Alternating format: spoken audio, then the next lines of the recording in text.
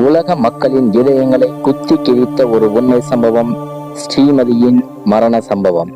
ஏன் இறந்தால், எதற்காக இறந்தால், யாரால் இறந்தால், யாரால் இறக்கப்பட்டால் என்று எந்த ஒரு உண்மையும் தெரியாமல் மர்மமான முறையில் இறந்து போன இந்த மாணவியின் மரண செய்தி உலக மக்களையே ஒரு வாட்டு வாட்டியது. அப்படிப்பட்ட அவருடைய மணிமண்டபத்திற்கு இன்று செல்ல நேர்ந்தது. அதாவது கல்லறைக்கு. அங்கே எழுதி வைக்கப்பட்டிருந்த வாசகங்களை பார்த்தவுடன் எனக்குள்ளும் ஏதோ ஒரு வழி ஏற்பட்டது. ஆமாம், மருத்துவராக கனவு கண்டாயே, கேட்கிறதா உலக மக்களின் இதய துடிப்பு? ஐயோ, என்ன ஒரு வரிகள்! மருத்துவராக கனவு கண்டாயே, கேட்கிறதா உலக மக்களின் இதய துடிப்பு? கல்லறையில் இருப்பவளுக்கு எப்படி தெரியும்?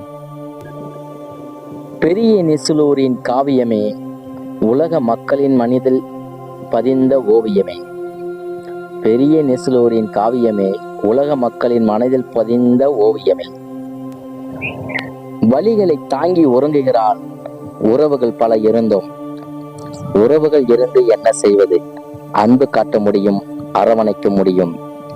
ஆனால் யாருக்கும் தெரியாமல் ஏதோ ஒரு வகையில் பறிக்கப்படும் பொழுது என்ன செய்ய முடியும்? உயிரை. கண்ணே, உன்னை நாங்கள் புதைக்கவில்லை, இந்த மண்ணில் விதைத்துள்ளோம். விருட்சமாய் வெளியே வந்து நீதியை நிலைநாட்டுவாயாக. ஆம் நண்பர்களே, 7 ஜென்மங்கள் என்பதெல்லாம் பொய். மனித பிறவிக்கு ஒரே ஜென்மம்தான்.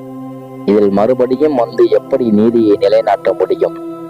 அரசியல் கயவர்களின் மத்தியில் வாழ்வதே கடினமாக இருக்கும் இந்த சமூகத்தில் நீதியை நிலைநாட்ட எங்கிருந்து வரப்போகிறாள் இந்த மாணவி? தன் உயிரை துறந்து பல மாணவர்களின் உயிரை காத்த வீரத்தமிழ்ச்சி. என்ன நடந்ததோ, ஏது நடந்ததோ, இறைவனுக்கே வெளிச்சம் என்பது போல் உள்ளது இந்த வரிகள். மகளே, மறக்குமோ உன் வழிகள், ஓயுமோ உலக மக்களின் கண்ணீர் துளிகள். மகளே, மறக்குமோ உன் வழிகள், ஓயுமோ உலக மக்களின் கண்ணீர் துளிகள்.